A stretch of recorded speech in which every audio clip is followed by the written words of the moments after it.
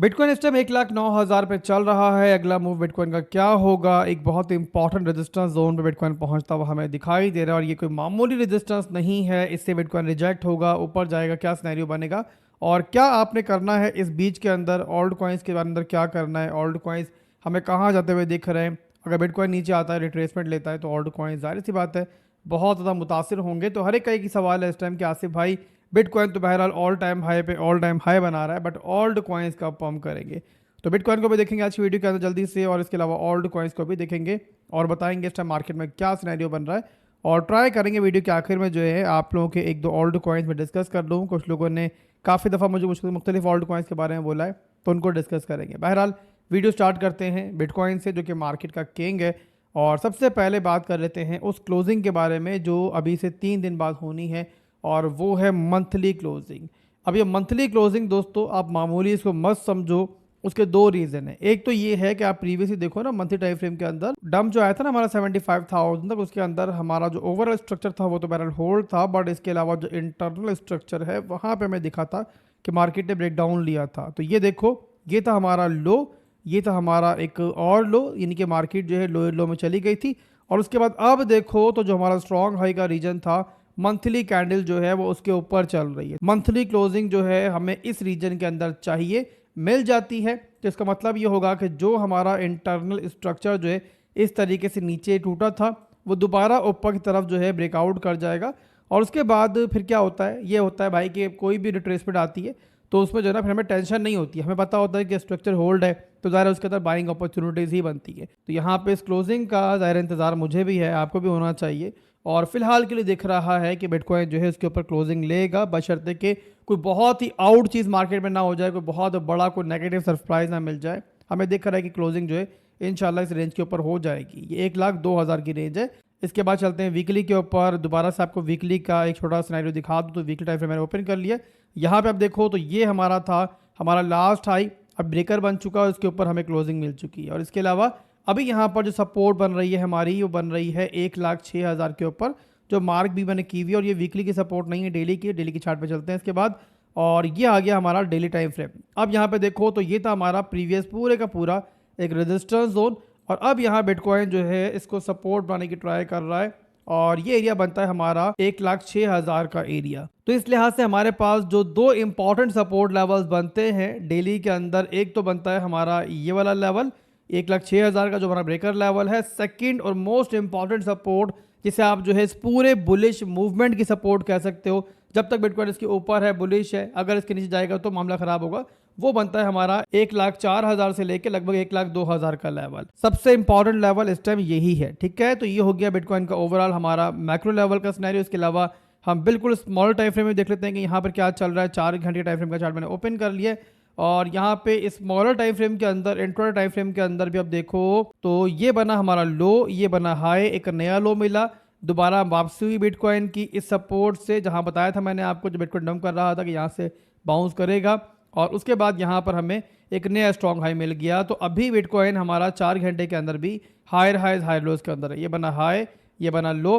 अब यहाँ बिटकॉइन एक नया हाई बनाने की ट्राई कर रहा है। तो इस लिहाज से 4 घंटे के अंदर जो हमारा रेजिस्टेंस जोन बनता है फिलहाल के लिए, वो बनता है ये वाला लेवल 1,10,000 से लेके लगभग हमारा 1,11,000 का लेवल। और अगर ये टूटता तो फिर नेक्स्ट टारगेट जो होगा वो होगा हमारा ये 1,14,000 का लेवल। अब ये तो हो गया स्ट्रक्चर के लिहाज से ओवरऑल मार्केट का एनालिसिस। इसके अलावा मंथली टाइम फ्रेम के ऊपर एक इंपॉर्टेंट चीज़ मैं मिस कर गया हूँ, वो दोबारा आपको दिखा दूँ तो वो है हमारी एक ट्रेंड लाइन की रेजिस्टेंस, जो कि मंथली टाइम फ्रेम के अंदर फिलहाल के लिए हम देख रहे हैं।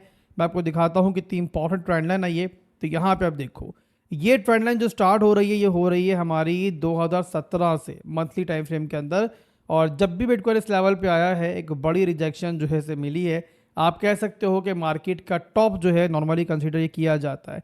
आप ये देखो, एक दफ़ा हमें यहाँ से रेजिस्टेंस मिली है, एक दफ़ा यहाँ से मिली है, जब ये ऑल टाइम हाई नया बना हमारा, उसके बाद नया ऑल टाइम हाई बना, तब भी यहीं से मिली।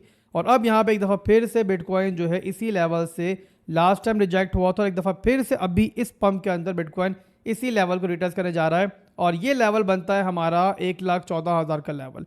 आप लोग इसे जो है ना टेक्निकली 1,14,000 से लेके 1,16,000 का लेवल ले सकते हो, बट फर्दर इस लेवल से ऊपर जाने के लिए ज़रूरी है कि बिटकॉइन जो है इस लेवल को स्ट्रांगली ब्रेक करे, तो फिर ऊपर के लेवल जो है हमारे सामने होंगे। तो काफ़ी इंटरेस्टिंग रहेगा बिटकॉइन को यहाँ पे देखना। छोटी मोटी करेक्शंस ज़ाहिर है मार्केट का हिस्सा होती हैं, हेल्दी होती हैं, तो उससे इनकार नहीं किया जा सकता।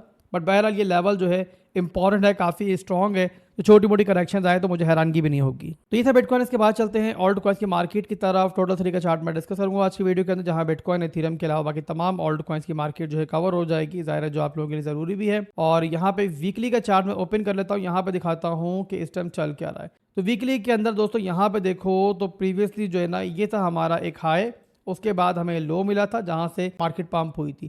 तो ये पंप आया था वो था हमारा एक हाई रहेगा मूव। फिर यहाँ पे हमें एक हायर लो का मूव जो है रीसेंट डंप में मिला था, जो लोकल बॉटम था बिटकॉइन का 75,000 के रीजन के अंदर। वहाँ बार बार मैंने आपको लेवल दिखाया था कि हमारा एक इंपॉर्टेंट सपोर्ट लेवल है ऑल्ट कॉइन्स का, और यहाँ पे ऑल्ट कॉइन्स की बाइंग आपकी बनती है। यहाँ से बाउंस मिलने के पूरे चांसेस है। यहाँ से बाउंस मिला, बट ये बाउंस जो है ना अभी तक इतना स्ट्रॉन्ग बाउंस नहीं है कि जिसको देख के हम कह सकें ऑल्ट कॉइन सीजन जो है स्टार्ट हो चुका है। तो उसके लिए ऑल्ट कॉइन सीजन कब स्टार्ट होगा मैं आपको ये दिखाने के लिए लेके चलता हूं मंथली टाइम फ्रेम के अंदर। मंथली टाइम फ्रेम के अंदर यहाँ पे जो है ना हमें जब डंप आया था लास्ट दिसंबर के महीने के बाद, तो वहाँ पे हमें एक इंटरनल स्ट्रक्चर का ब्रेकडाउन देखने को मिला था। कहाँ, ये देखो यहाँ पे। तो ये था हमारा एक हाई, फिर एक हाई लो बना, फिर एक नया हाई बना, और ये लेवल था जहाँ पे फिर जो ऑल्ट कॉइन्स की मार्केट है उसका ब्रेकडाउन हुआ था। और इस ब्रेकडाउन के बाद हमें एक लो मिला। अब जो मूव आ रहा है वो लोअर हाई का मूव है। तो ऑल्ट कॉइन्स को पूरी तरीके से बुलिश होने के लिए ज़रूरी है कि ऑल्ट कॉइन्स की मार्केट जो है वो इस लेवल को ब्रेक करे। ये लेवल कौन सा है? ये है 1.02 ट्रिलियन डॉलर का लेवल। जिस टाइम ये टूट जाए, क्लोजिंग हो जाए, समझ जाना कि फिर वहाँ से ऑल्ट कॉइन्स की मार्केट जो है ना पागलों की तरह पंप करेगी और काबू में नहीं आएगी। बट जब तक ज़ाहिर है ये लेवल नहीं टूटता है, अभी ऊपर की तरफ ये पूरे का पूरा जो है हमारा रेजिस्टेंस लेवल है। तो ये बात आप लोगों ने अंडरस्टैंड करनी है।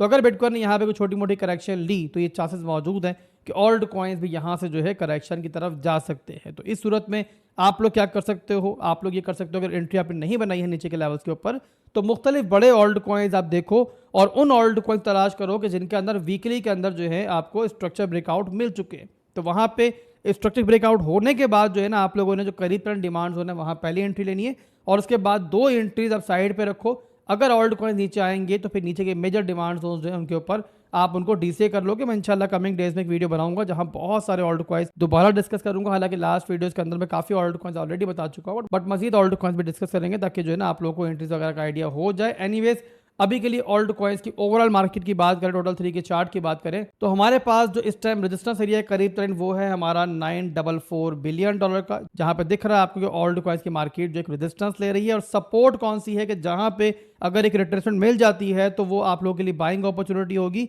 तो उसके लिए मैं आपको लेके चलता हूं डेली टाइम फ्रेम के अंदर। टोटल थ्री को देखिएगा डेली टाइम फ्रेम के ऊपर, तो यहाँ पे एक तो हमारे पास जो है ना इनवर्स हेड एंड शोल्डर का पैटर्न बन रहा था, वहां से ब्रेकआउट मिला था, तो नेकलाइन की सपोर्ट यहाँ मौजूद है, और सेकंड यहाँ पे स्ट्रॉन्ग लो की सपोर्ट भी मौजूद है। दोनों सपोर्ट से एक दूसरे के साथ अलाइन हो रही हैं, तो यहाँ पे एक सपोर्ट बनती है। अगर ऑल्ट कॉइन्स की मार्केट करेक्शन लेती है इस लेवल तक, तो मैं यहाँ पे काफ़ी सारे ऑल्ट कॉइन्स के अंदर एक बाइंग चांस देख रहा हूँ, बाइंग अपॉर्चुनिटी देख रहा हूँ, और इंशाल्लाह ज़रूर बताऊँगा आप लोगों को जब वो मौका आएगा।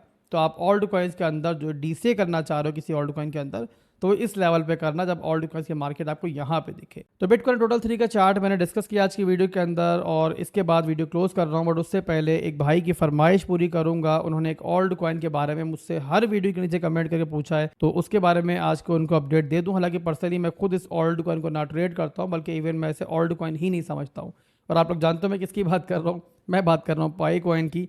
एनीवेज भाई ने पूछा है इतनी दफ़ा, तो इनके प्यार में जो है इस चार्ट को डिस्कस कर लेते हैं। चार्ट में इसका ओपन कर लेता हूं। अब पाई के बारे में जो है ना आप लोगों ने एक बात याद रखनी है कि जब भी ये पंप करेगा, इनकी टीम ही इसको पंप करेगी, कोई न्यूज़ मार्केट में लेकर आएगी, और जब डंप करेगा तो उस न्यूज़ के ठंडे होने के बाद डंप करेगा। जो अभी रिसेंट आपको पंप देखने को मिला था ना, वो भी इनकी टीम ने एक अनाउंसमेंट की थी कि भाई बहुत बड़ी खबर जो हम लेके आ रहे हैं, और उसकी वजह से पंप करना शुरू हुआ। बट जैसे वो खबर आई सबको मालूम पड़ गया, खुदा पहाड़ निकला चूहा। और यहाँ पे जो शुरू से इसमें चल रहा है, जैसा हमने शुरू में इसके बारे में काफ़ी बार मैं आपको बताया था, वही अभी भी चल रहा है, कुछ खास नहीं चल रहा। और अभी के लिए यहाँ पर जो है इसमें एक रेजिस्टेंस है 1.3 के ऊपर, जो कि बहुत बड़ी रेजिस्टेंस है, फिलहाल इसको नहीं ब्रेक कर पा रहा है।